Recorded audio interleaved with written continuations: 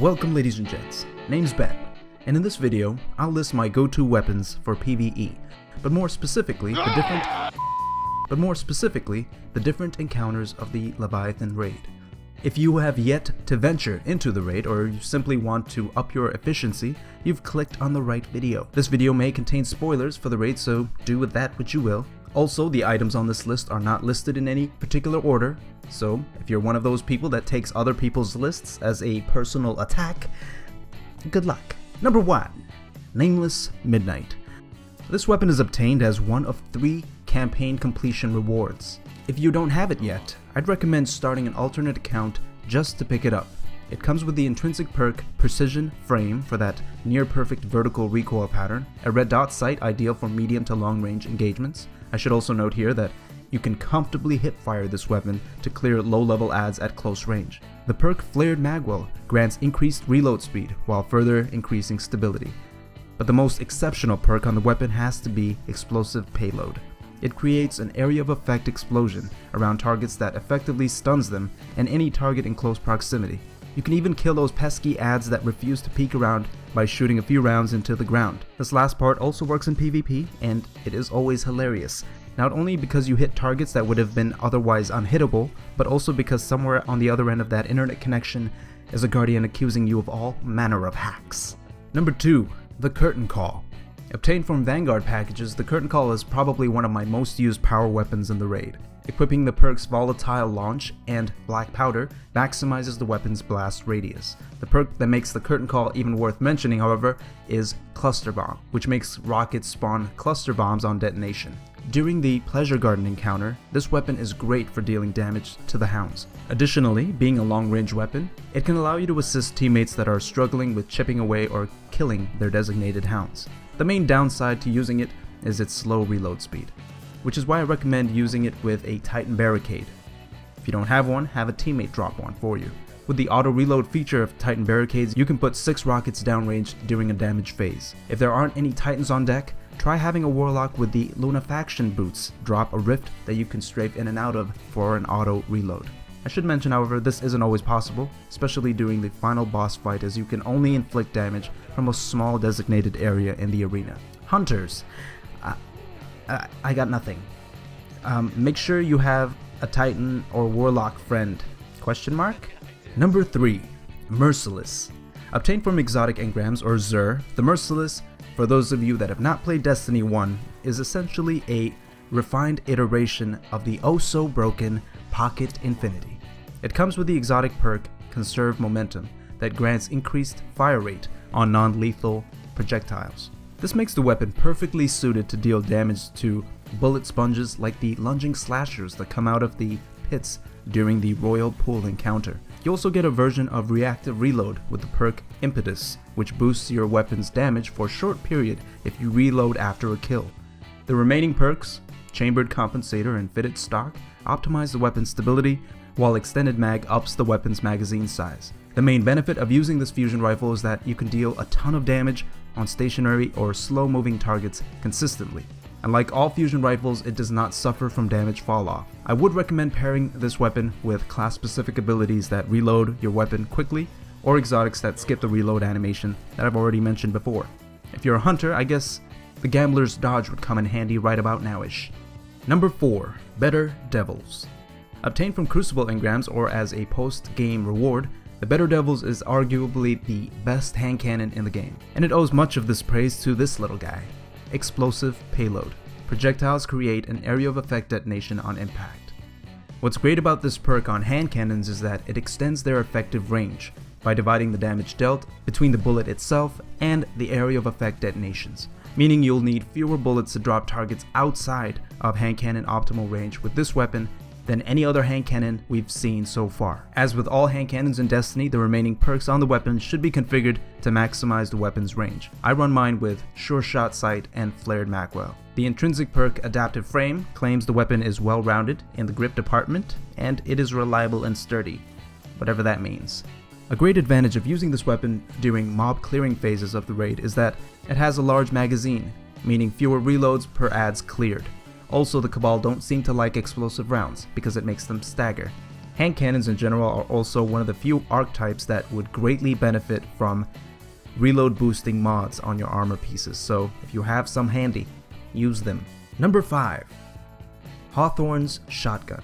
Obtained from both PvE and PvP rewards, this shotgun is one of the first I stowed away after completing the campaign.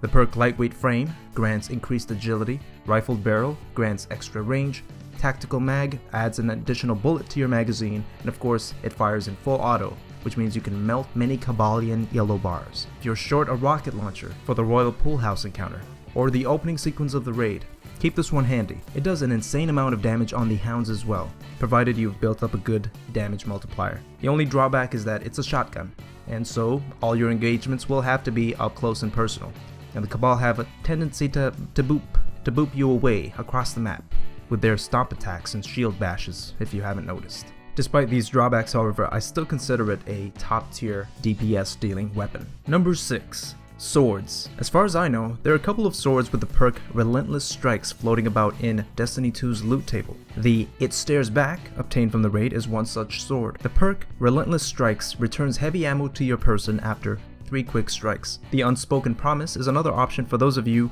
still farming for the raid one. It can be obtained from any number of sources, including engrams from the gunsmith.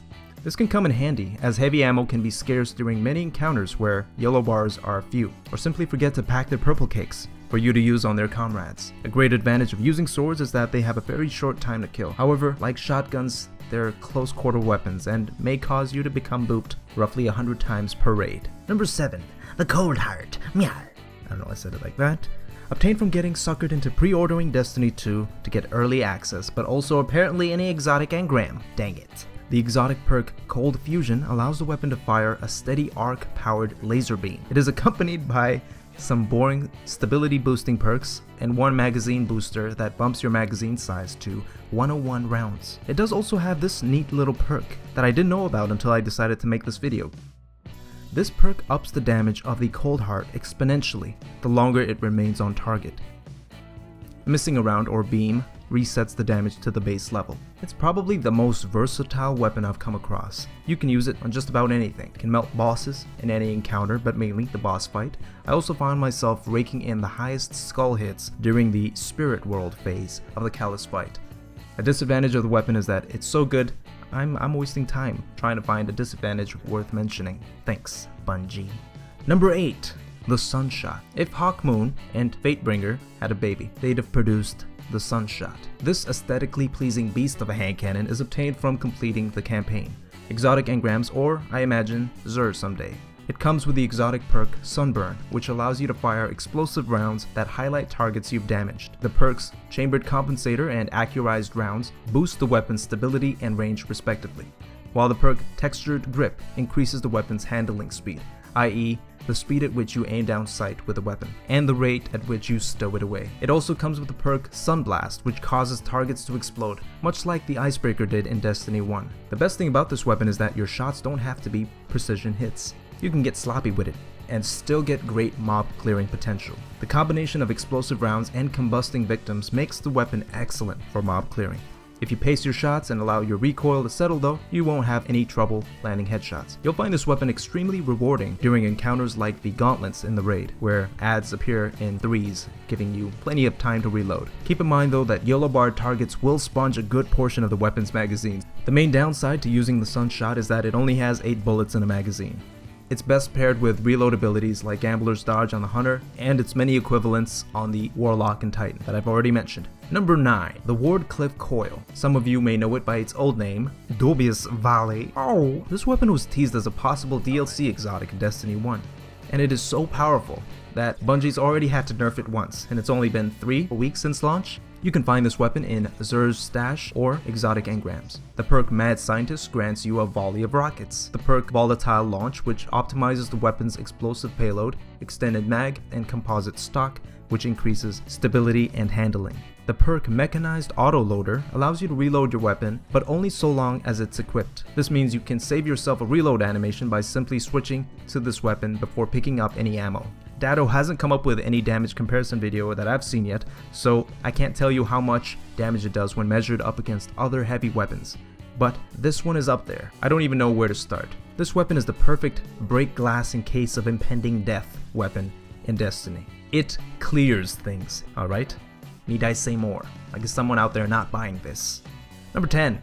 Uriel's Gift, or if you want to annoy people, Uriel's Gift. If you ventured into the Trials of the Nine the past couple of weeks, you may have had your soul staggered by this weapon a couple of times. The intrinsic perk, Precision Frame, grants a very manageable vertical recoil pattern, making this one of the best ARs for PvP. Further improving its base stability is the perk Tap the Trigger, which grants a short period of increased stability and accuracy on initial trigger pull. It also has sights to suit both long and close quarter engagements. But most importantly, it comes with high caliber rounds, which staggers the crap out of anything downrange. Here it is in action. Look at that. Poor guy can't even stop the yard. In the raid, it is excellent for any encounter that requires you hold your ground while keeping the mob at bay. It will be making its way to another top 10 list I'm working on, so I won't be getting into how well it performs in PvP just yet. Next.